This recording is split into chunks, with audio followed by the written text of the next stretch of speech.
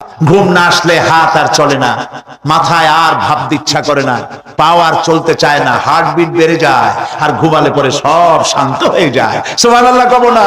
আল্লাহ রাব্বুল আলামিন বলেন, এই নিদ্রাকে, এই ঘুমকে আমি তোমাদের জন্য শান্তির বাহন বানিয়ে দিয়েছি। আলাম ইয়ারাউ আন্না জাআলনাল লাইলা লিয়াসকুনু ফীহি ওয়ান নাহারা মুবসিরান ইন্না ফী যালিকা লাআয়াতিন লিকাওমি ইউমিনুন। তারা কি আল্লাহ পাকের এই কুদরতের কথা চিন্তা করে না, যে আমি রাতের আধার দিয়ে ধরনীর বুক ছেড়ে, দিনের উজ্জ্বলতা, কোলাহল, গাড়ির আওয়াজ, ভ্যাঁ ভোঁ আওয়াজ হচ্ছে, কলকারখানার আওয়াজ হচ্ছে, সূর্যের বিরাট তাপ, ঘুম আসে না। সারাদিন কাজ করার পর শরীরের আরাম দেওয়ার জন্য রাতের একটি কালো চাদর পৃথিবীর উপরে আমি বিছায় দেই, আর মানুষ আরাম গ্রহণ করে। শুধু মানুষ না, সব প্রাণী আরাম গ্রহণ করে। সুবহানাল্লাহ। এবং এরপরে দিনের আলো দিয়ে উদ্ভাসিত করি, যেন বিশ্রামের পর নতুন করে আবার কাজের সমস্ত উদ্দীপনা নিয়ে নতুন করে কাজে ঝাঁপিয়ে পড়তে পারে। কয়েক ঘন্টা অথবা সারাদিন হাড় ভাঙা খাটুনি খেটেছে, রিক্সা চালাইছে, গাড়ি চালাইছে, আড়াই মনের বস্তা মাথায় করে টেনেছে, চিন্তা ভাবনা করেছে। এরপরে যখন এই লোকটি কয়েক ঘন্টা মাত্র নিদ্রা গেল, আরাম পেল, মস্তিষ্ক হালকা হয়ে গেল, হার্টবিট কমে গেল, হাতের পায়ের কর্মোদ্দীপনা বেড়ে গেল, নতুন করে আবার কাজ করার জন্য সুযোগ এসে গেল। দুনিয়ার মানুষকে কর্মক্ষম রাখার জন্য আল্লাহ পাক ঘুমকে বানিয়েছেন নিয়ামত। সুবহানাল্লাহ। ومن آياته منامكم بالليل والنهار وابتغاء من فضله। আল্লাহ পাক বলেন, তোমাদের রাত আর দিনের বেলায় নিদ্রা যাওয়া, এবং এটাই হচ্ছে তার অনুগ্রহ। রাত আর দিনের নিদ্রা যাওয়ার পরে আমার অনুগ্রহ অর্থাৎ রিজিক তালাশ করার জন্য শরীরের ভিতরে, মনের ভিতরে, হাত পায়ের মধ্যে কর্মের উদ্দীপনা আমি তোমাদের দিয়ে দেই।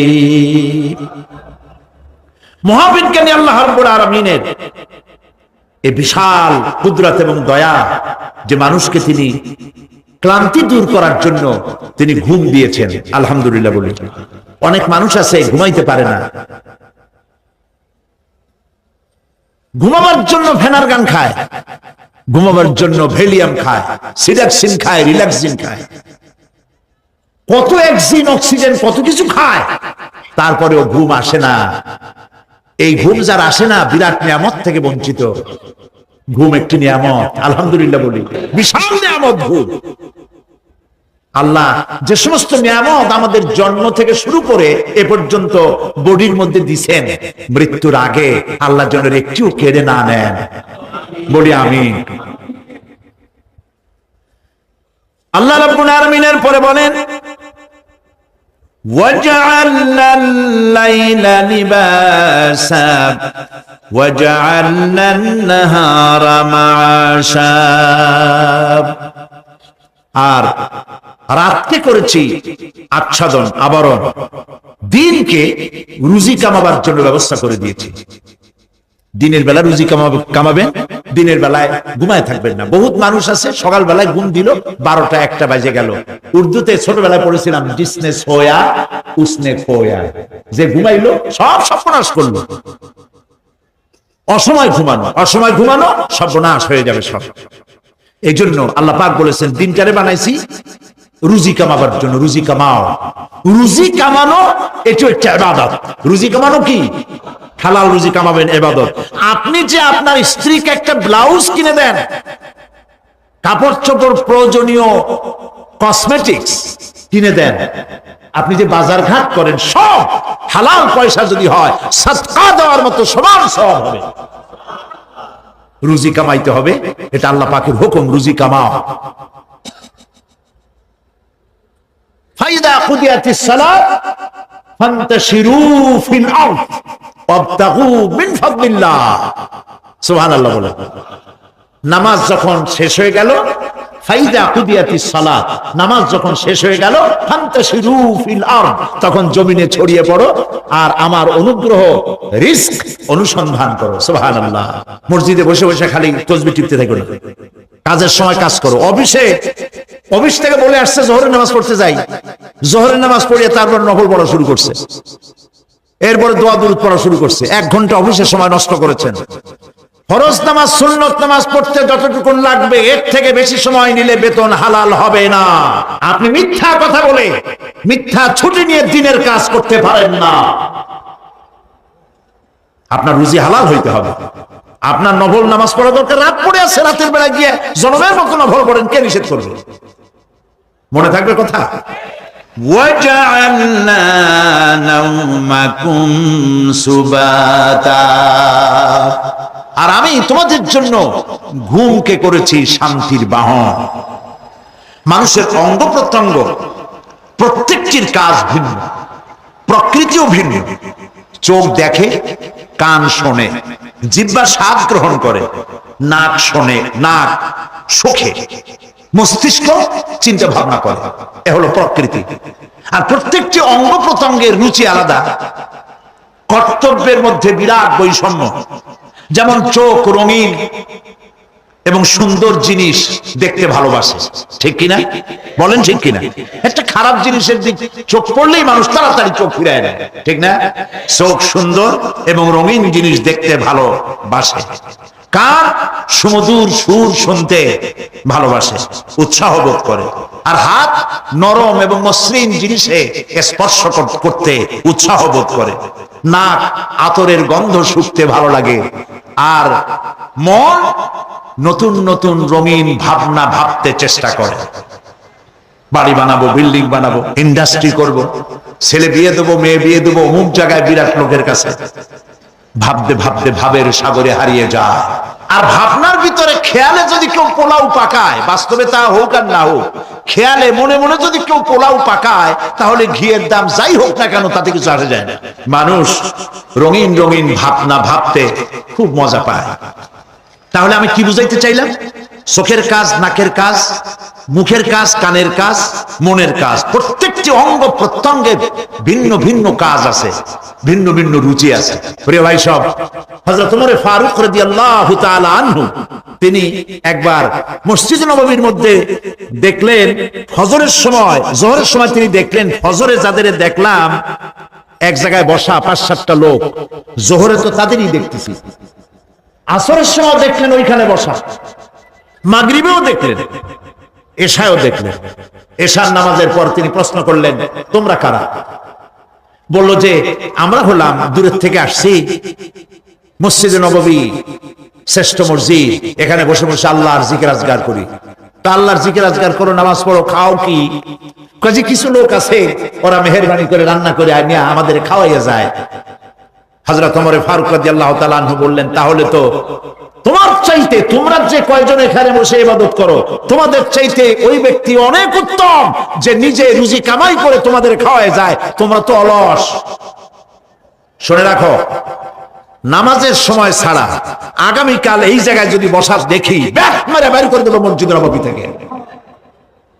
ইসলাম কাজের প্রতি উদ্দীপনা দিয়েছে, ইসলাম কাজের ট্রেনিং দিয়েছে। সুবহানাল্লাহ বলে কাজ করো আর খাও। বসে বসে বাপের বোঝা হইও না। আমাদের দেশে বহু পোলাপান আছে বাপের হোটেলে খায় আর মসজিদে গিয়া ঘুমায়। খুব সহজ কাজ। কেন এরকম করো বাবাজি? চাকরি পাই না। আচ্ছা চাকরি পাও না, চাকরি তো আমাদের দেশে এক সোনার হরিণ। অথর্ব মন্ত্রীর অথর্ব ভাগ্না চাকরি হয়ে যায়, কিন্তু ফার্স্ট ক্লাস ফার্স্ট হয়েছে এমএতে চাকরি হয় না। এটা দেশের কপাল, এটা দেশের দুর্ভাগ্য। কিন্তু চাকরি পাও নাই বলে বাপের ঘাড়ের বোঝা হয়ে থাকবা। বউতে তোমার ঘুম দেখা বউ একা একা কানবে, আল্লাহ কোন উল্লুকের সাথে বিয়ে হইল আমার, সারাদিন ঘুমায়। প্রিয় ভাই সব, চাকরি পান নাই তো অসুবিধা কি? আপনি বাসের ড্রাইভার হন, আপনি সিনেমা দান বেছেন, আপনি জমিন চাষ করেন। জমিন চাষ করার লজ্জা? এই পৃথিবীর প্রথম মানুষ আদম আলাইহিস সালাম জমিন চাষ করেছেন। ইদ্রিস আলাইহিস সালাম দর্জিগিরি করেছেন। দাউদ আলাইহিস সালাম কর্মকার হয়ে লোহা দিয়ে অস্ত্র তৈরি করেছেন, নবী করিম সাল্লাল্লাহু আলাইহি সাল্লাম ব্যবসা করেছেন। কাজী বেকার যুবকদেরকে বলতে চাই, বাপ আর শ্বশুরের বোঝা হয়ে থাকার মতো লজ্জার জিনিস আর কিছুই নাই। বাপের কামাই খাওয়া লেখাপড়া শেখার পর তোমার জন্য জায়েজ নাই, কাজ করো, কাজের অভাব নাই, হালাল কাজ করো, রুজিতে আল্লাহ বরকত দিয়ে দিবেন। আমার দেশের জমিন এত ভালো, বলার আগেই কোন সুবহানাল্লাহ। সার মার লাগে না, যেখানে সেখানে লাঙ্গল শাবলের দরকার নাই। আঙ্গুল দিয়ে মাটি খুশিয়া ঘরের কোনায় আঙ্গুল দিয়ে মাটি খুশিয়া কদুর বিচি লাগাই দেন।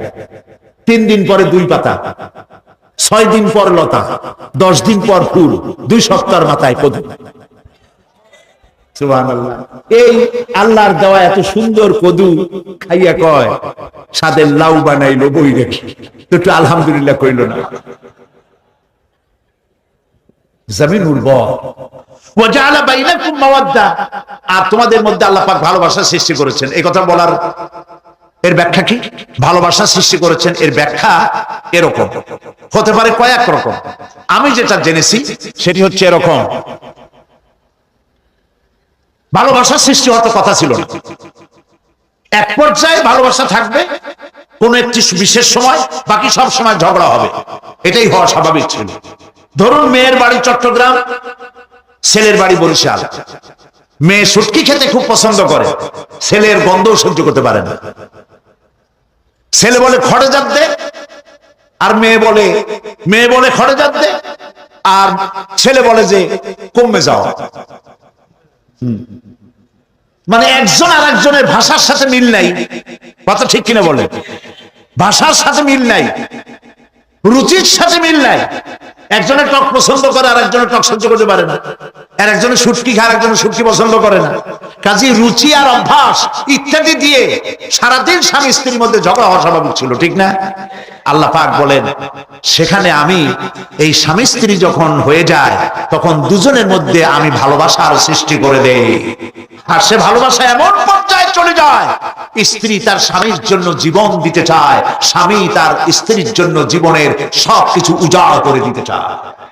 ওয়াজআলা বাইনাকুম মাওয়াদ্দা, এরপরে সৃষ্টি করি রাহমান। ওই ভালোবাসা ছিল যৌবন কেন্দ্রিক, বিশেষ এক উদ্দেশ্যকে সামনে রেখে। কিন্তু যখন যৌবনে ভাটি লাগলো তখন ওই উদ্দেশ্য আর থাকলো না। তখন আল্লাহ পাক বলেন এই সময় তো দুজনের মধ্যে রাগারাগি, খেসাখেসি ইত্যাদি হয়, স্বাভাবিক ছিল, কিন্তু তা হইল না। আমি রহমত দিলাম, করুণা দিলাম। এখন বুড়ারে ছাড়ে বাঁচে না, আর বুড়াও বুড়ির ছাড়া বাঁচে না। তাও আমরা সুবহানাল্লাহ কব না? এইসব কথা শুনিয়া সুবহানাল্লাহ যদি বলানো লাগে কইয়া কইয়া, তাহলে তো বড় সমস্যার কথা। শুনলেন কি আর বুঝলেন না কি? প্রিয় ভাই সব, আমি বুঝতে পারছি আপনারা বলেন ঠিকই, তবে শুনতে শুনতে মোহমুগ্ধ হয়ে বলার সময় পান। আলহামদুলিল্লাহ, বলি আলহামদুলিল্লাহ। তো আল্লাহ রাব্বুল আলামিন পরস্পরের মধ্যেই ভালোবাসা সৃষ্টি করলেন। এটি আল্লাহ পাকের আয়াত। এটা আল্লাহ পাকের কি বলুন? আয়াত মানে কি? নিদর্শন। আমার ভাইরা, আমার নিজের জীবনের এক দৃষ্টান্ত আমি প্রায় বলি লোকদেরকে। ছোটবেলায় মাদ্রাসা থেকে বাড়ি ফিরতেছি, তখন গয়নার নৌকা, লঞ্চ নাই, নৌকা। সেই নৌকা বিরাট লম্বা নৌকা, 4-5 জনের দাঁড় বায়, বড় বড় লম্বা লম্বা দাঁড়, ছিপ নৌকা, খুব লম্বা নৌকা। এই নৌকাগুলি প্যাসেঞ্জার বহন করে। স্টেশন আসতে পরে ঢোল পিটায়, মানুষ এসে ওঠে। রাতের বেলায় চলতে হয়, রাতেই এগুলো চলতো বেশি, আজকাল এগুলি আর নাই। সেই নৌকার মাঝখানে থাকতো বাঁশ পোতা, 2 দিকে মানুষ শোবে, নৌকার 2 দিকে মাথা দিয়ে, একদিকে পা দিয়ে শোবে। ছাত্র জীবন শুয়ে আছে এরকম করে, কিন্তু পা লম্বা করা যায় না। পা লম্বা করলে আর একজনের বুকের উপরে গিয়ে ওঠে। এভাবে করে পা কতক্ষণ গোটো করে রাখা যায়? কিছুক্ষণ পর মনের মধ্যে চিন্তা জাগলো যে আল্লাহ, হাঁটুতে তো ব্যথা করতেছে, এই হাঁটুগুলি যদি নাট বল্টুর মতো মোড়ায় মোড়ায় খোলার সিস্টেম করে দিতে, তাহলে তো এখন কষ্ট হতো না। ঠ্যাঙ্গারে মোড়ায়া খুলিয়া তারপরে ব্যাগের মধ্যে ভরিয়া বালিশের কাজ হতো, ঠ্যাংও ব্যথা করতো না। ছাত্র হলে যত চিন্তা মাথার মধ্যে আসে, এইসব চিন্তা, কেনুর মধ্যে একটা মুড়ি পেঁয়াজ হলে ভালো হইতো, এইসব চিন্তা করতেছে। চিন্তা করে করে এক ফাঁকে ঘুম এসে গেল। সকালবেলায় নৌকা যখন ফিরেছে স্টেশনে, ঘুম ভেঙে গেল যাত্রীদের চিৎকারে। একজন বলছে আমার মানি ব্যাগ চুরি হয়েছে, আর একজন বললো আমার হ্যান্ড ব্যাগ গেছে, আর একজন বলছে আমার ব্রিফকেস গেছে, চোরে নিয়ে গেছে। ওরা তো যার যার হারানো জিনিস নিয়ে ব্যস্ত। আমি তখন তওবা করতেছি যে আল্লাহ, আমার বুদ্ধিমতো যে বুদ্ধি রাত্রে করলাম, এই বুদ্ধিমতো যদি মানুষের হাতে এবং কেনুতে থাকতো, না বল্টির মতো করে মুড়ি পেঁয়াজ, যে আল্লাহ নাই, দেয়ার ইজ নো গড। ছাগল কোথাকার। গ্যাগারিন বলেছেন, ইউরি গ্যাগারিন প্রথম মহাশূন্যচারী, মহাশূন্য পরিভ্রমণ করে এসে বললেন যে মহাশূন্যের লক্ষ লক্ষ মাইল পরিভ্রমণ করে এলাম। মহাশূন্যে হিন্দুরা যাকে ভগবান বলে, খ্রিস্টান যাকে গড বলে, মুসলমানেরা যারা আল্লাহ বলে, এই লক্ষ লক্ষ মাইলের কোন জায়গায় অস্তিত্ব দেখলাম। কিসের আল্লাহ, কিসের গড? নাউযুবিল্লাহি মিন যালিক। কত বড় ছাগল! তুমি দেখো আল্লাহ রে, তুমি তো নিজের শরীরই নিজে দেখো না। আমরা কি আমাদের নিজের শরীরটা দেখি? আয়নার সাহায্য ছাড়া হাতটা কেমন, হিপটা কেমন, ব্যাকটা কেমন, পেছনের উরুটা দেখতে কেমন, আজ পর্যন্ত আয়নার সাহায্য ছাড়া দেখতে পারি নাই। নিজের শরীরটাই দেখতে পারি নাই, আর এই শরীরের স্রষ্টাকে দেখতে চাই। সাহস তো কম না পাগলের। আল্লাহ সুবহানাহু ওয়া তাআলা তিনি মানুষকে সৃষ্টি করেছেন, কত সুন্দর করে তিনি বানিয়েছেন। একবার লক্ষ্য করে দেখো, শুকরিয়া আসবে আল্লাহর দরবারে, মাথা নত হয়ে আসবে। কি সুন্দর করে আল্লাহ পাক বানিয়েছেন। মানুষের শরীরে কিডনি লাগবে দুটি, কিডনি লাগবে একটা। কিডনি কি? কিডনি হচ্ছে আপনার পেশাবকে ছেঁকে বের করে দেয়, একটা দারুণ জিনিস আপনার শরীরের জন্য। কিডনি যদি ইনঅ্যাক্টিভ হয়ে যায়, হাত পায়ে পানি এসে হাত পা ফুলে আপনি মৃত্যুর দিকে এগোতে থাকবেন। এই কিডনি, এই ছাকনি মাত্র একটা হলে চলে, কিন্তু আল্লাহ পাক ছাকনি, এই কিডনি দিয়েছেন দুটো। কটা দিলেন? দুটো। একটা যদি কখনো ডিসঅর্ডার হয়ে যায়, আর একটা দিয়ে যেন আমার বান্দা কাজ চালায় নিতে পারে। সুবহানাল্লাহ বিহামদিহি, সুবহানাল্লাহ। চোখ তো একটা হলেও হয়, কিন্তু আল্লাহ চোখ দিলেন দুটো। কটা দিয়েছেন? দুটো চোখ দিয়েছেন, দুটো কান দিয়েছেন। আমি অবাক হয়ে গিয়েছি যখন আমার ছেলের চিকিৎসা চলতেছিল সিঙ্গাপুর মাউন্ট এলিজাবেথ হসপিটালে। 7টা অপারেশন হয়েছে। আমার ছেলে কারিবুল মওত, একেবারে মৃত্যুর দুয়ারে চলে গিয়েছিল। 7টি অপারেশন, 40 ব্যাগ রক্ত লেগেছে।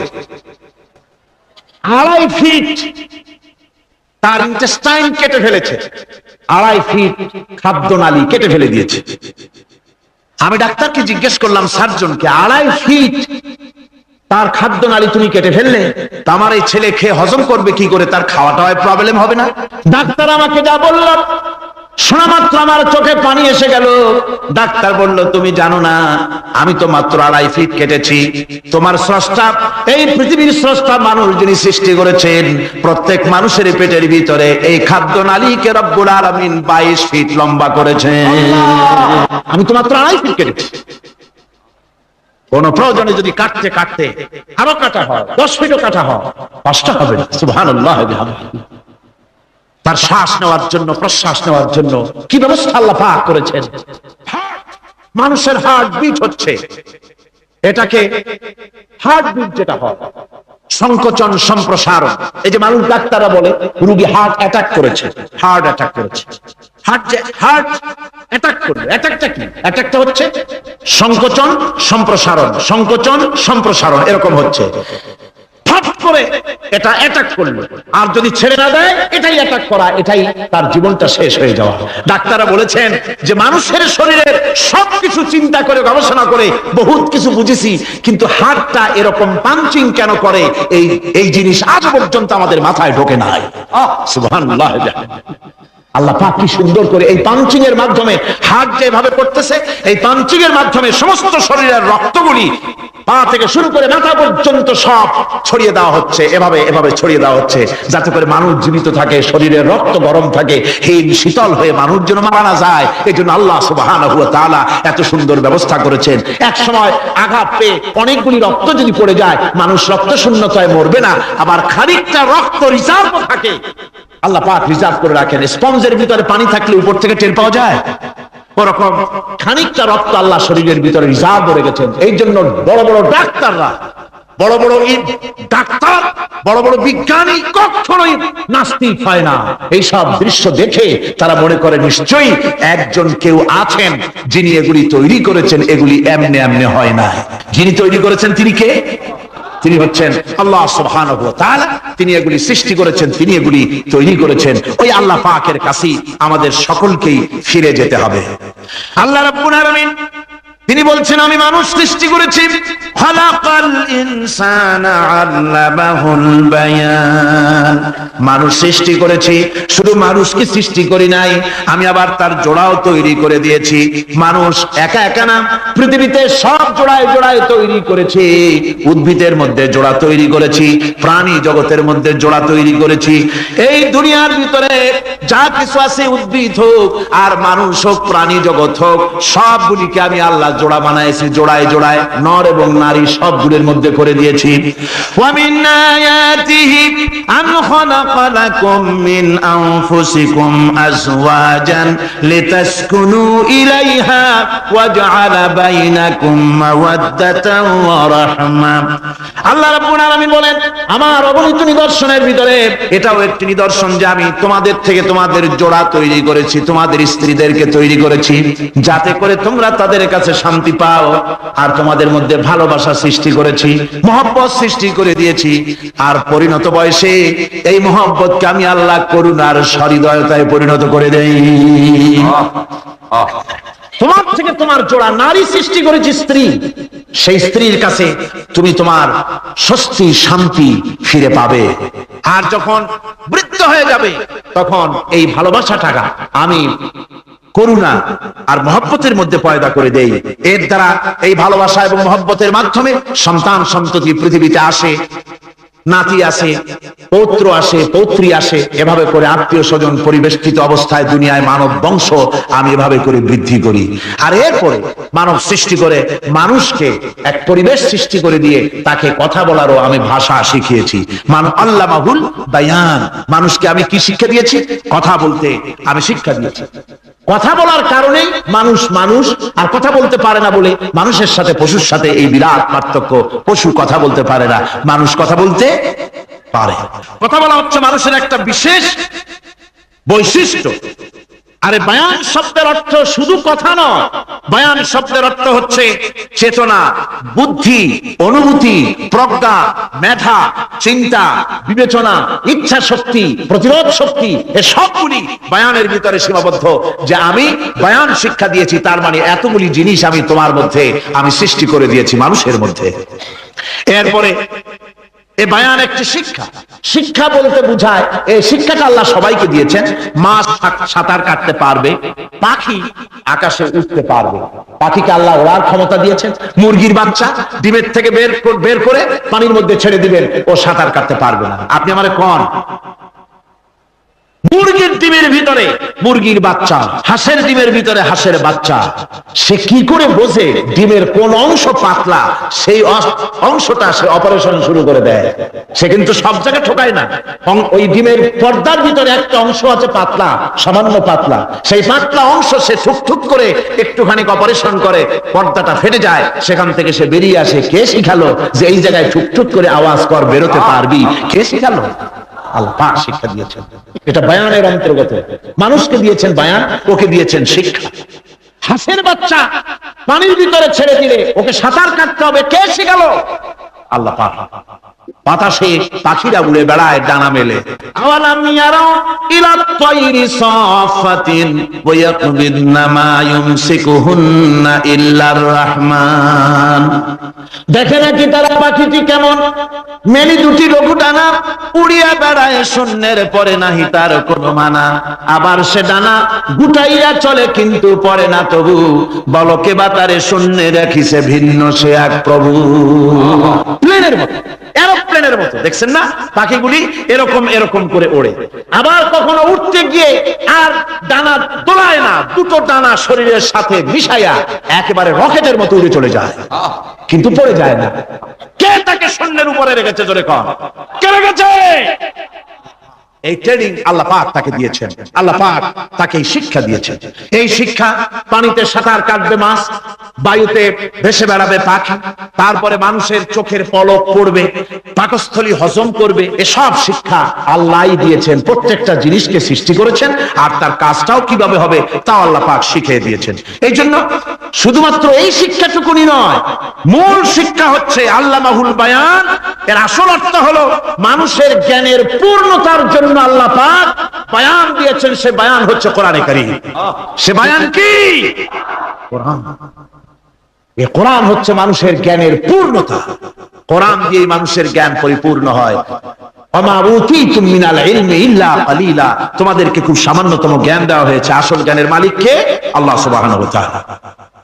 আল্লাহ রাব্বুল আলামিন বলেন, আশ-শামসু ওয়াল কমারু বিহুসবান ওয়ান নাজমু ওয়াশ-শাজারু ইয়াসজুদান। সূর্য এবং চন্দ্র একটা বিরাট একটা হিসাবের অনুসরণে বাধ্য। সূর্য আর চন্দ্র একটা হিসাবের অনুসরণে বাধ্য, এর ব্যতিক্রম হওয়ার কোনো উপায় নাই। সূর্য এবং চন্দ্র তার আপন আপন কক্ষপথে ঘুরবে, ইচ্ছে মাফিক সূর্য চন্দ্র ঘুরতে পারবে। 12টার সময় সূর্য এসে বলতে পারবে না, বেটারা ছট আমি এখন উদিত হব, পারবে? পারবে না। দিনের দুপুরের সময় রাত এসে মাথা চাড়া দিয়ে জাগাতে পারবে না, দিন সরে যা আমি এখন সবটাকে রাত বানায় দেব, পারবে না।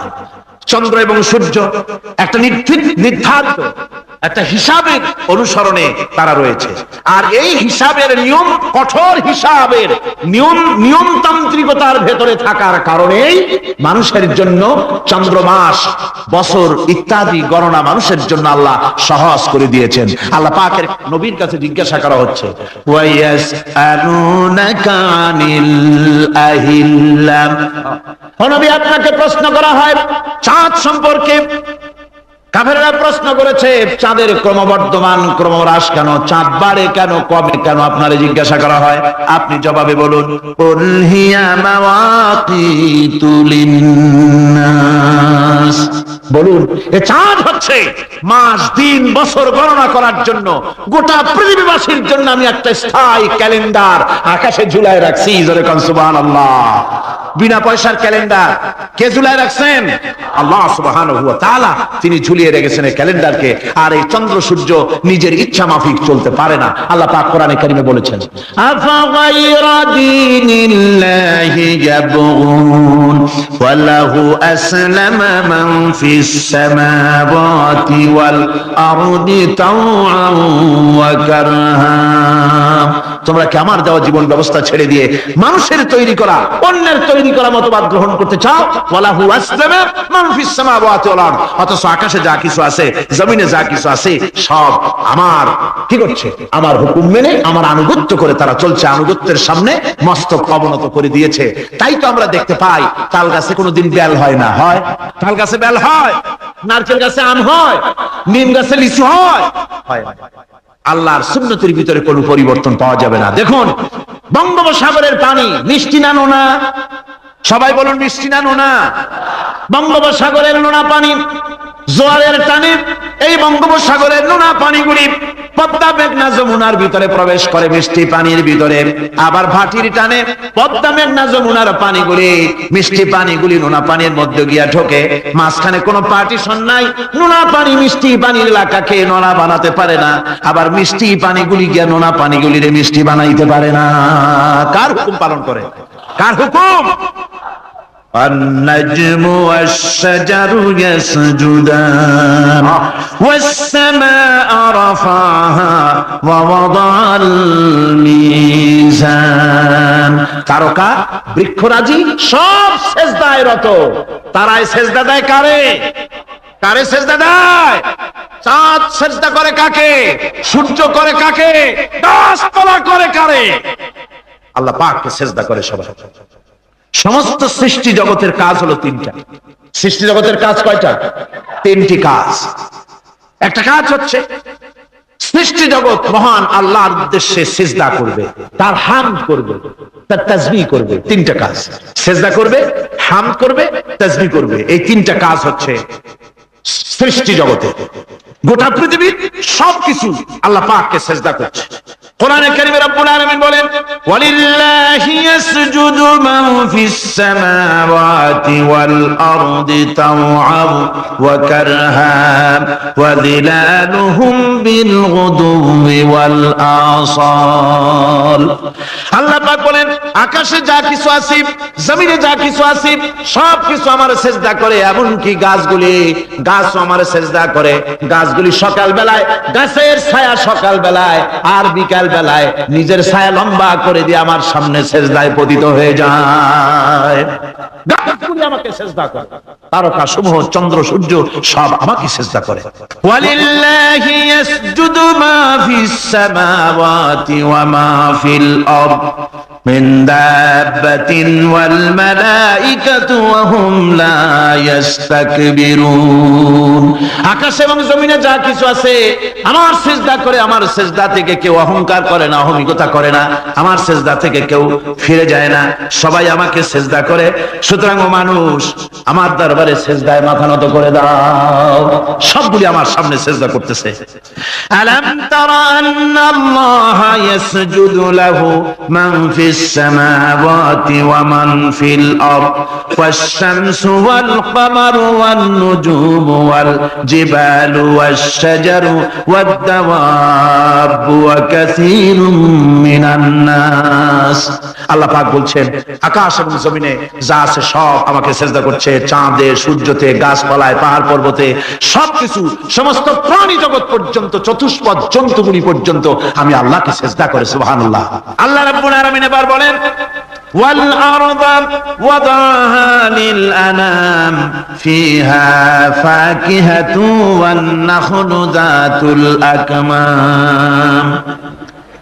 আল্লাহ পাক বলছেন, পৃথিবীকে তিনি সমস্ত সৃষ্টির জন্য এই পৃথিবী বানিয়েছেন। আনাম, আনাম শব্দের অর্থ হচ্ছে জীব, জানদার।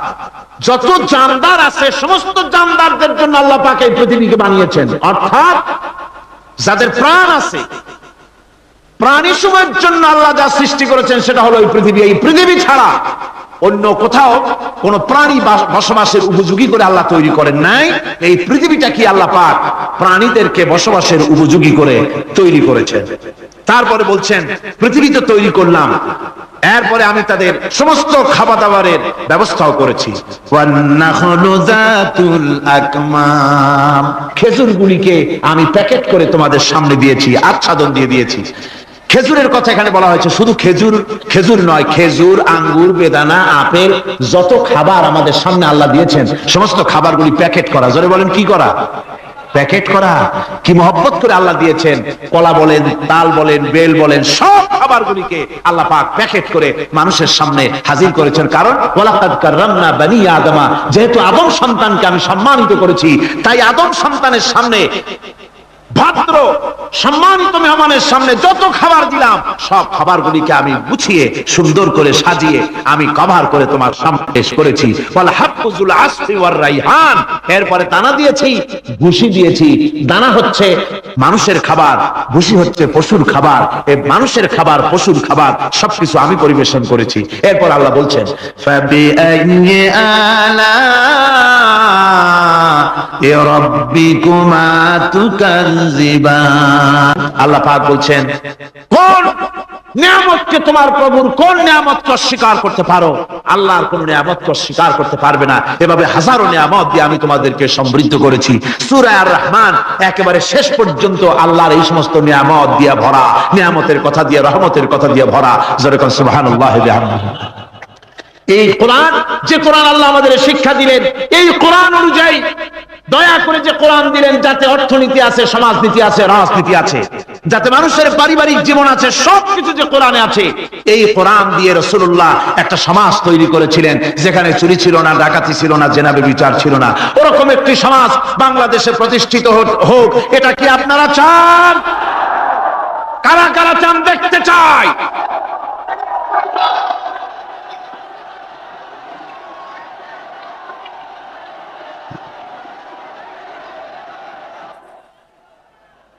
আলহামদুলিল্লাহ, সবাই কোন আলহামদুলিল্লাহ।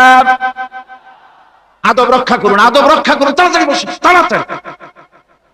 আলহামদুলিল্লাহ, আমি বুঝছি ওই এক বুড়ি আছাড় খেয়ে পড়ে গেছিল, বললো যে পড়লাম যখন তাহলে একটু পান খাইনি, মানে স্লোগানের সুযোগ যখন পাইলাম একটু দাঁড়ায় কোমরটা সোজা করে নি। মন্দ না, ভালোই করেছে। আল্লাহ পাক বলছে খলাকাল ইনসানা আল্লামাহুল বায়ান, আমি মানুষকে সৃষ্টি করেছি। দেখো তোমার নিজের দিকে তাকাও। ফালইয়ানজুরিল ইনসানু মিম্মা খুলিক, কিভাবে মানুষ তোমাকে সৃষ্টি করা হলো একবার তাকায় দেখো, তোমার শরীরের দিকে একটু তাকায় দেখো তো কেমনে আমি বানাইলাম, কিভাবে তৈরি করলাম লক্ষ্য করো। এই যে মাথা, এই মাথাটার ভিতরে আছে মগজ, ব্রেন। বিজ্ঞানীরা বলেছেন এতে 1000 মিলিয়ন নার্ভ সেলস আছে। 1000 মিলিয়ন নার্ভ সেল। সেল হচ্ছে CELL, সেল। সেল মানে কোষ। এই 1000 অনুভূতি কোষ, 1000 মিলিয়ন অনুভূতি কোষ রয়েছে মাথার ভেতরে। মস্তিষ্কের এসব কোষগুলি, এসব সেলগুলি, তার মধ্যে আবার আছে নার্ভ ফাইবার, অর্থাৎ সূক্ষ্ম সূক্ষ্ম নার্ভ সুতা সমগ্র শরীরের মধ্যে তা ছড়িয়ে দেওয়া আছে। এই সূক্ষ্ম সুতার মাধ্যমে ঘন্টায় 70 মাইল বেগে শরীরের প্রত্যেকটা অঙ্গ প্রত্যঙ্গের খবর মস্তিষ্কের মধ্যে চলে যায়। সুবহানাল্লাহ। আপনার পায়ে যদি কাটা ফোটে, শরীরে যদি ব্যথা লাগে, ঘন্টায় 70 মাইল বেগে সূক্ষ্ম সূক্ষ্ম যে তারগুলি আল্লাহ দিয়েছেন, ওই তারের মাধ্যমে আপনার মাথায় চলে যায়। মস্তিষ্কে গেলে পরে তড়িৎ গতিতে সিদ্ধান্ত হয় কাটা তুলতে হবে। অথবা একটা সাপ দেখেছেন, সাপ প্রথম চোখ দিয়ে দেখলেন, চোখ, এই চোখের ভিতরে আপনার 130 মিলিয়ন লাইট রিসেপ্টর আছে, অর্থাৎ বিভিন্ন দৃশ্যকে, ছবিকে ক্যাচ করার মতো 130 মিলিয়ন লাইট রিসেপ্টর গ্রহণযোগ্য মেশিন রয়েছে চোখের ভিতরে। চোখ দিয়ে সাপ দেখলেন, চোখের ভিতরে রয়েছে আবার অসংখ্য তার। এই অসংখ্য তার ব্রেনের সঙ্গে জুড়ে দেওয়া আছে। চোখ সাপ দেখলো, 70 মাইল বেগে প্রতি ঘন্টায় এই খবর তড়িৎ প্রবাহের মতো মস্তিষ্কের ভেতরে চলে গিয়েছে। মস্তিষ্ক সঙ্গে সঙ্গে ডিসিশন দিচ্ছে, দৌড় মারো, অথবা লাঠি হাতে নাও, অথবা যে কোনো একটা পজিশন তাকে সাথে সাথে সিদ্ধান্ত দিয়ে দিচ্ছে। জোরে বলেন সুবহানাল্লাহ। এই অনুভূতি শক্তি যদি আল্লাহ পাক না দিতেন মানুষের শরীরে, পায়ের মধ্যে পাথর ঢুকলে, কাটা তো কাটা, পাথর ঢুকলেও টের পাইতাম না। আল্লাহ পাক এই ব্যবস্থা করে দিয়েছেন মস্তিষ্কের মধ্যে এতগুলি সেল, প্রত্যেকটা সেলের আলাদা আলাদা কাজ। সুখ, দুঃখ, ভালোবাসা, মহব্বত, আনন্দ, স্বাদ ইত্যাদি জিনিসের অনুভূতি মস্তিষ্কের ভেতর থেকেই হয়। এখানে সেগুলি রেখে দেওয়া হয়েছে। তারপরে রয়েছে এই মস্তিষ্কের ভেতরে মেমোরি, স্মৃতি, স্মৃতি শক্তি। দেখুন টেপ রেকর্ডার, টেপ রেকর্ডারে ওয়াজগুলি রেকর্ড হচ্ছে, তাফসীর রেকর্ড হচ্ছে। কিছুদিন পর ওই রেকর্ডের উপরে আর একটা কথা যদি উঠান, তাহলে প্রথম কথা থাকবে, প্রথম গান বা ওয়াজ থাকবে, নষ্ট হয়ে যাবে। কিন্তু আল্লাহ রাব্বুল আলামিন আপনার আমার মাথার ভিতরে এমন এক ফিতা দিয়ে দিয়েছেন, এমন একটা মেমোরি ফিতা দিয়েছেন, যেই ফিতার ভিতরে হাজার হাজার, লক্ষ লক্ষ, কোটি কোটি সমস্ত কথাগুলি ধরবে, আপনি মুখস্থ করতে পারবেন। আগে যা মুখস্থ করেছেন, পরে মুখস্থ করলে পরে আগেরটা মুছে যাবে না। সুবহানাল্লাহ। কি সুন্দর করে মস্তিষ্কের ভেতরে এই মেমোরি শক্তিকে আল্লাহ পাক তৈরি করে দিয়েছেন। চিন্তা করলে মাথা নত হয়ে যাবে আল্লাহর দরবারে। আল্লাহ পাক বলছেন এই জিনিস আমি তোমার মাথার মধ্যে রেখেছি। দেখুন মানুষ কত কথা বলে, কত বই পড়ে, মানুষের মাথায় যত কথা আছে সব কথা যদি লিপিবদ্ধ হয়, ভলিউম ভলিউম হয়ে যাবে, যা একটা লাইব্রেরিতে ধরা সম্ভব নয়। অর্থাৎ আপনার মাথাটা হচ্ছে একটা বিশ্বকোষ, আপনার মাথাটা হচ্ছে একটা বিরাট বিশ্বজোড়া লাইব্রেরি। জোরে কোন সুবহানাল্লাহ। আপনার মাথায় যা আছে তা আপনার কোনো বিল্ডিং এর মধ্যে ধরবে না, কোনো গ্রামে, কোনো দেশের মধ্যে তা ধরবে না। এত জিনিস আপনার মাথার মধ্যে আছে, ঠিক কিনা? আল্লাহ পাক একটা চোখ আমাদের দিলেন। আল্লাহ রাব্বুল আলামিন বলেন, আলাম নাজআল লাহু আইনাইনি ওয়া লিসানান ওয়া শাফাতাইন ওয়া হাদাইনাহুন নাজদাইন। আমি কি তোমাদেরকে দুটি চক্ষু আর জিহ্বা, আর তোমাদেরকে আমি কি তোমাদের দুটি চক্ষু, দুটি ঠোঁট আর জিহ্বা কি আমি তোমাদের দেই নাই, যা দিয়া তোমরা দেখতে পাও, যা দিয়া তোমরা অনুভূতি, মাথার ভিতরে অনুভূতি জাগে। এই যে দুটো চোখ দিলাম, সুবহানাল্লাহ, সুবহানাল্লাহ বলেন। দুটি চোখ আছে বলে এই সুন্দর পৃথিবী দেখতে পাই। চোখ দুটি না থাকলে পৃথিবী অন্ধকার, মা দেখতে পাবো না, কোরআন দেখতে পাবো না, পৃথিবী দেখতে পাবো না, বাপ দেখতে পাবো না, সন্তান দেখতে পাবো না, দুনিয়াটা মিথ্যা হয়ে যাবে, ঠিক কিনা? ছোট্ট চোখ, 1 থেকে 1.5 ইঞ্চির ভিতরে এত সুন্দর দুটি ক্যামেরা, যে ক্যামেরা দিয়া দুনিয়ার সব কিছুকে ক্যাচ করা যায়, সব ক্যাচ করা যায়। বলুন তো, এমন একটা বাক্স আপনারা কেউ বানায় দিতে পারবে যে বাক্সের ভিতরে হাতি, ঘোড়া, বাঘ, ভল্লুক, ময়না, টিয়া, পাহাড়, পর্বত, নদ, নদী, কীট, পতঙ্গ, তরু, লতা, গাছপালা, গোষ্ঠী সুদ্ধা ধরবে, আরো খানিকটা জায়গা বাকি থাকবে, এরকম একটা বাক্স কেউ বানায় দিতে পারবে? এমন একটা বাক্স পৃথিবীর কোন মিস্ত্রি বানাতে পারবে না। কিন্তু আল্লাহ রাব্বুল আলামিন আপনার আমার কপালের নিচে এক